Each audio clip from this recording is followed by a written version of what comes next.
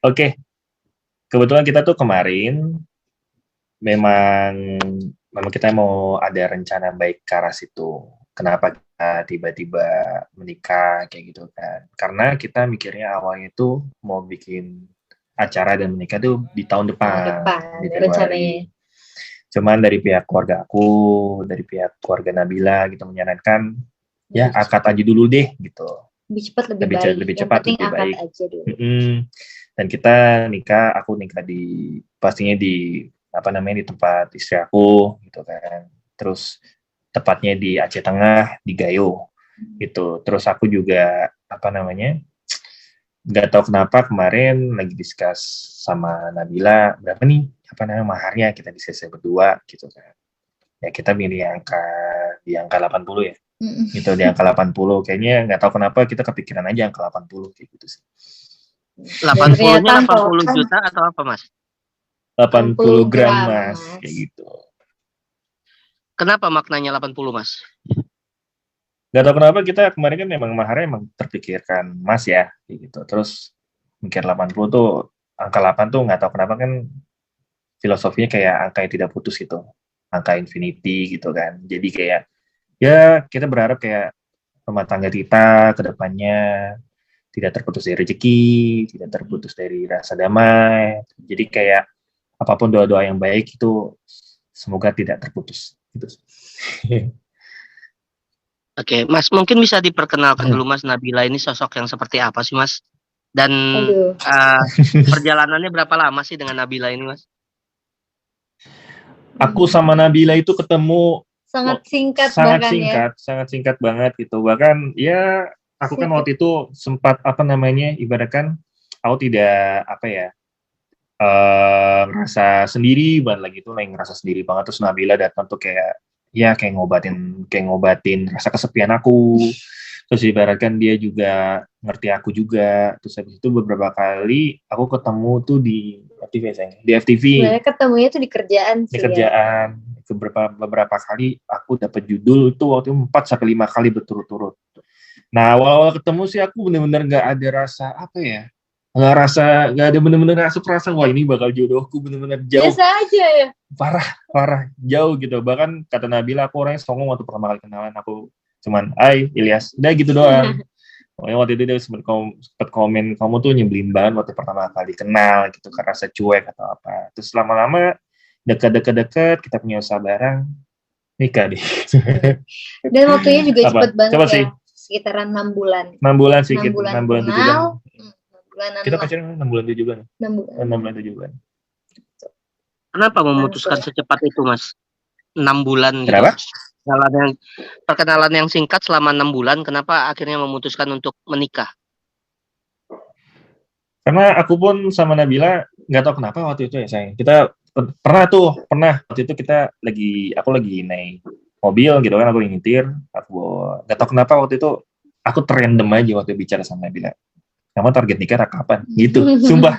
Itu aku juga gitu ya sayang. Kita waktu itu random aja ngobrol kayak gitu kan. Kamu target nikah kapan? Terus dia pun juga jawab, ya sekasih jodohnya ya, ngomongan bicara seperti itu kan. Tapi aku nggak pernah kepikiran mau nikah muda. Waktu itu juga aku pas Ilyas nanya, aku jawabnya ya sedikasihnya sih. Kalau aku sih targetnya mungkin 25-an. Cuman kalau memang dikasihnya cepet ya nggak tahu juga.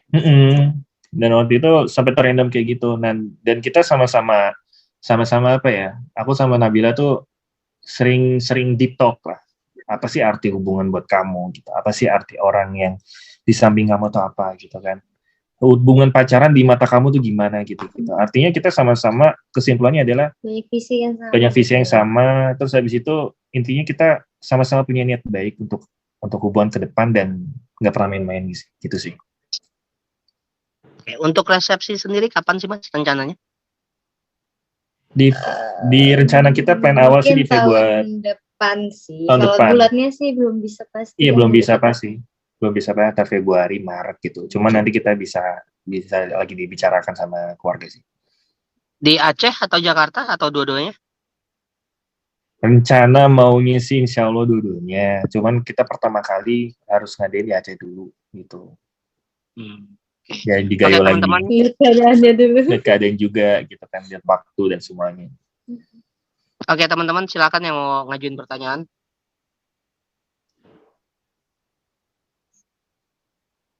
Siapa yang mau ngajuin? Insert, intip seleb, populer seleb.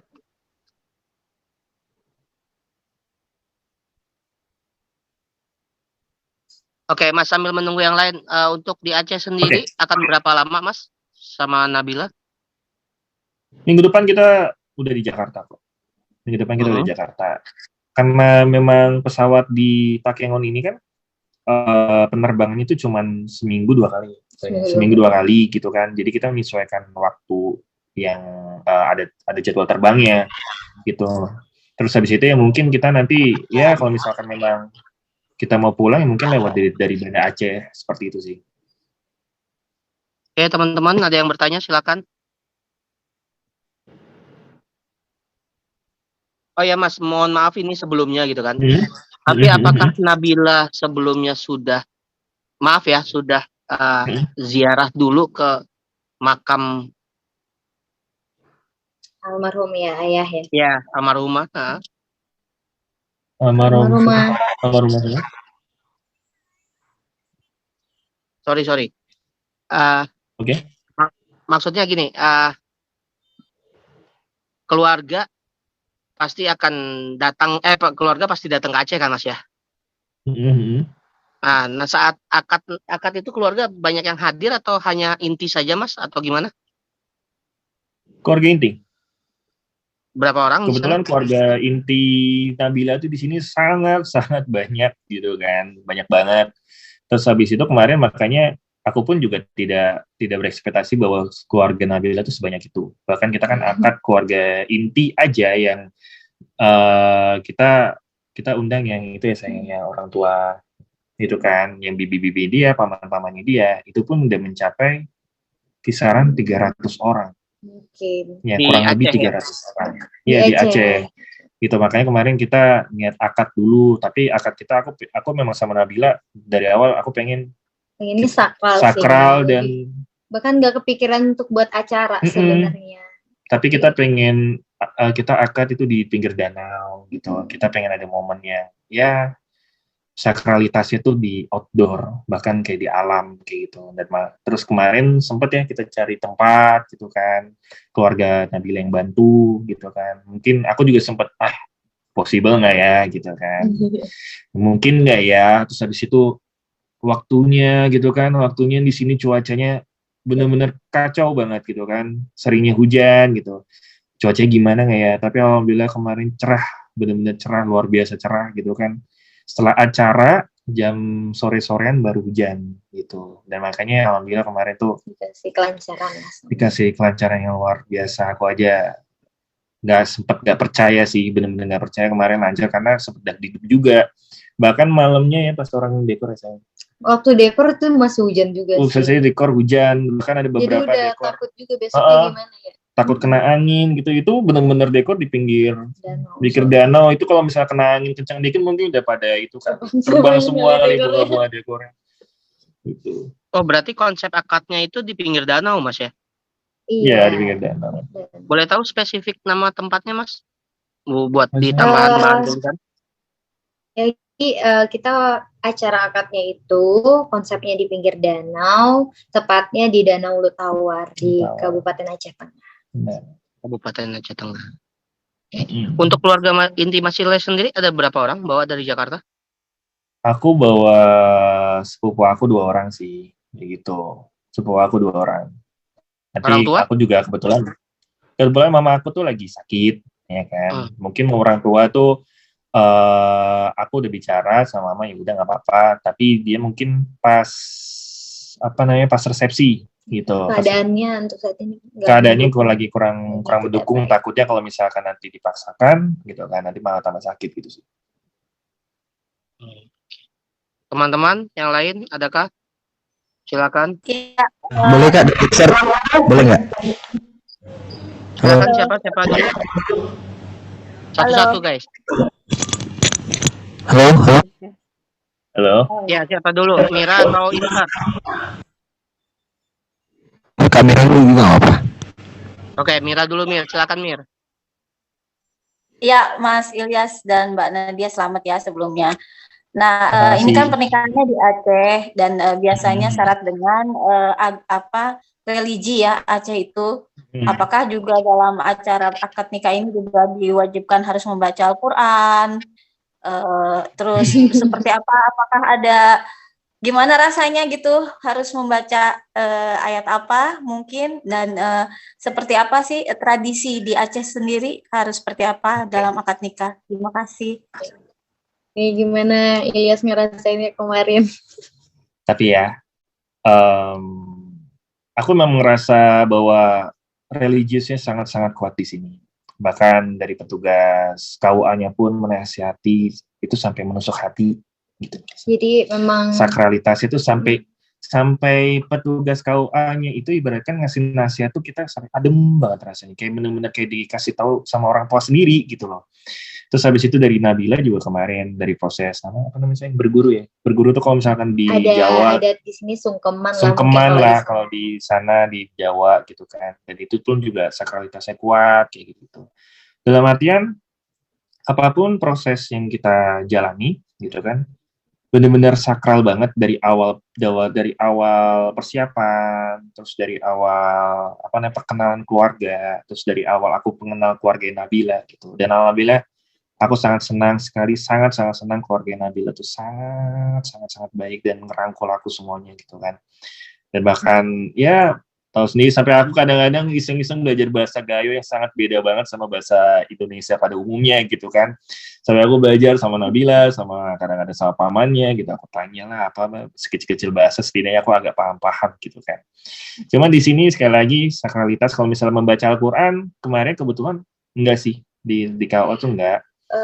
Kalau mungkin dulu di Aceh Dulu memang iya, kayak gitu, dulu memang iya. sebelum nikah harus dites baca Quran dulu, tapi sekarang syaratnya yang penting dikasih tahu tentang gimana ya menikah itu begini, nasihat dan ditanya-tanya juga sih niat kamu menikah apa dan ya, makanya sempat ditanya bisa baca sebagai seorang suami apa gitu. Terus bisa baca Quran kan gitu.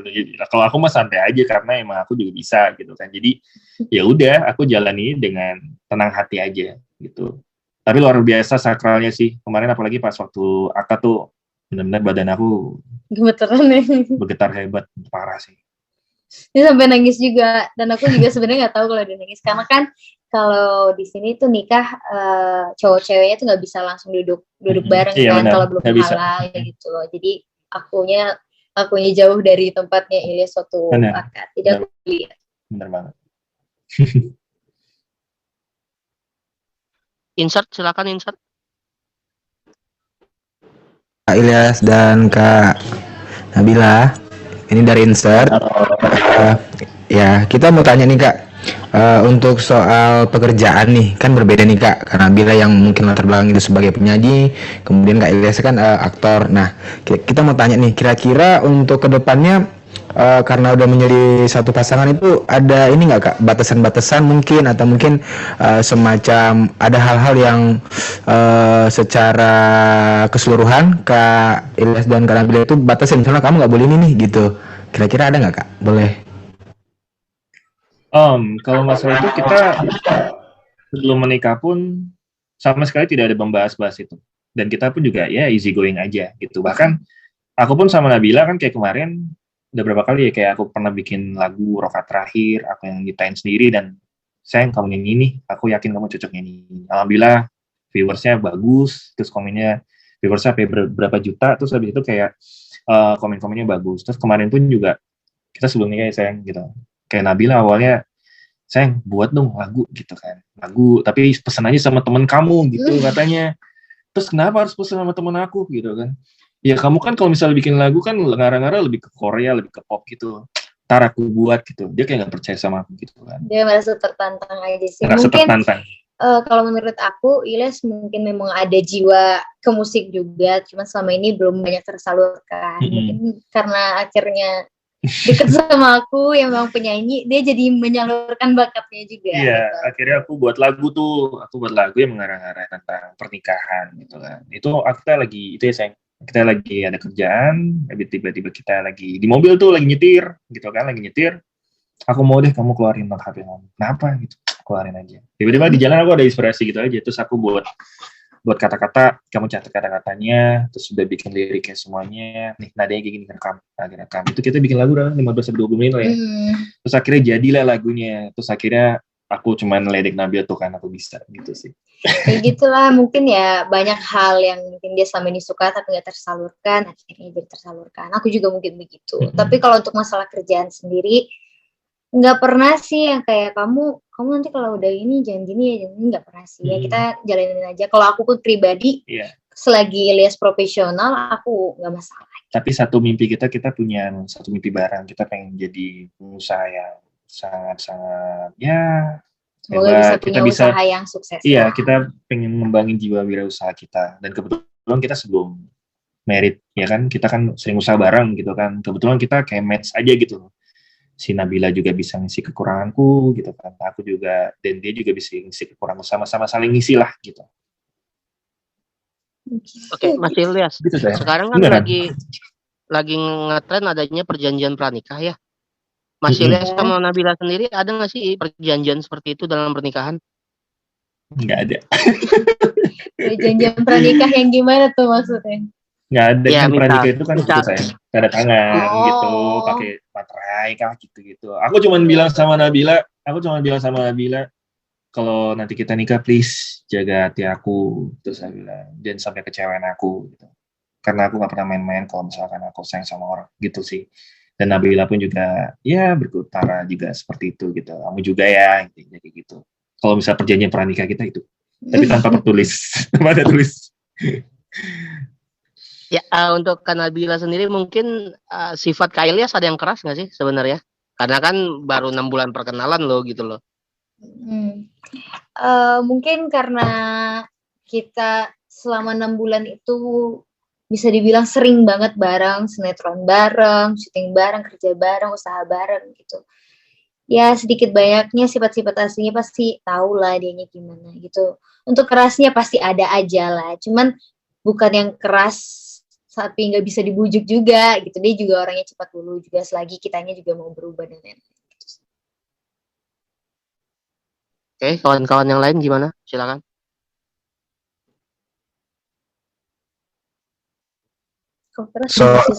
Lebih tegas. Kedengeran nggak suaranya Kak? Halo? Ya. Nah, kita mau tanya untuk soal ini nih Kak, momongan ada nggak rencana misalnya kita kasih, mungkin Kak Ilyas dan Kak Nabila itu pengen kasih space dulu nih untuk dalam jangka waktu sekian misalnya, atau misalnya mungkin langsung ya udah kapan dikasih rezeki dari yang Allah, kira-kira seperti apa gitu? Iya, aku sih sama Nabila, aku pribadi juga pernah sedikit membahas seperti itu. Kita ya udahlah, yang disediasi aja gitu kan. Kita nggak perlu menunda-nunda apapun kayak gitu kan. Dalam artian aku sama Nabila tuh pernah di mana titik kita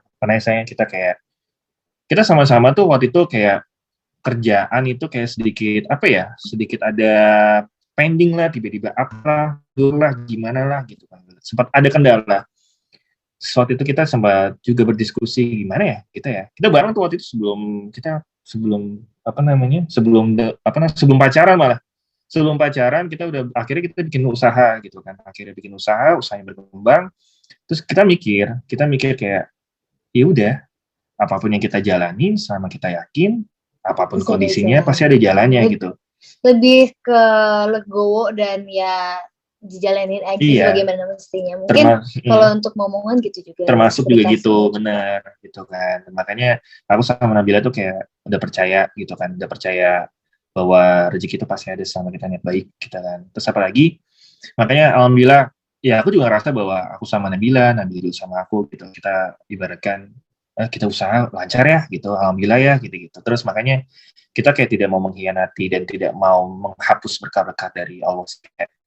Yaudah kita jalani ibadah ini gitu kan, kita jalani ibadah ini supaya kita mungkin berkah hidupnya gitu kan. Dan aku pun juga sayang sama Nabila gitu kan, dan Nabila juga kamu sayang sama aku. Terus itu. Nah, makanya kita mengambil keputusan untuk menikah supaya kita lebih berkah hidupnya. Dan untuk momongan juga ya, kalau dikasih cepat ya alhamdulillah, berarti rezekinya cepat. Benar. Oke, untuk resepsi nanti akan memakai adat mana, Mas Ilyas dan Kak Nabila? Belum. Jujur kita belum ada pembahasan diskusi itu. Kemarin aja aku bilang sama Nabila loh, serius. Ini akan terasa resepsi gitu loh. Ini bener-bener rame gitu kan. Terus habis itu kayak, biasanya kan kalau setahu aku kalau misalkan teman-teman aku yang udah akad gitu kan, ya cuman keluarga gitu yang. Dan itu cuman dikit lah gitu kan. Mungkin saking ramainya teman-teman tuh jadi pada mikir kok nggak diundang sih, kok nggak dikasih tahu. Kamu buat acara, aku padahal udah jelasin ini cuman akad, ini belum resepsi kok, cuman keluarga aja. Mungkin karena ngelihatnya rame gitu, kok ngerasa nggak diundang. Karena memang sebenarnya banyak yang tidak tahu. Karena mungkin kita juga orangnya yang nggak mau gembar-gembor juga gitu ya, guys. Dikasih jalannya sebagaimananya aja, semoga dilancarin aja semuanya. Dan mohon maaf buat teman-teman semua yang pada mengira nggak diundang dan lain-lain. Kita belum membuat acara kok, gitu. Masih acara akad aja. Dan aku juga pengen sama Nabila kemarin, jadi kita fokus gitu. Kita fokus, bukan yang kita nggak mengundang atau apa. Kalau mengundang kan berarti udah ada resepsi kan. Jadi kalau misalnya kita emang fokus, aku emang Nabila sama aku emang fokus untuk ibadah gitu. Untuk sakralitas itu supaya lebih dapat aja gitu. Supaya kita juga lebih, lebih sakral sih lebih tepatnya. Gitu. Karena memang niatnya juga ya akad nikah dia sama keluarga aja, dan awalnya nggak mikir buat acara, dan tapi akhirnya banyak yang support juga, banyak dari keluarga, dan ternyata ada beberapa teman juga yang tahu kita nikah dan mensupport acara kita. Support gitu. Terus kita kemarin juga sempat izin dari kita masing-masing, terus habis itu izin paling kemarin izin dari teman-teman dan lain-lain lah gitu. Oke, gimana teman-teman lain? Tinggal sisa 5 menit ya. Kali ada yang masih mau bertanya? Ada dan nggak ada yang Silakan.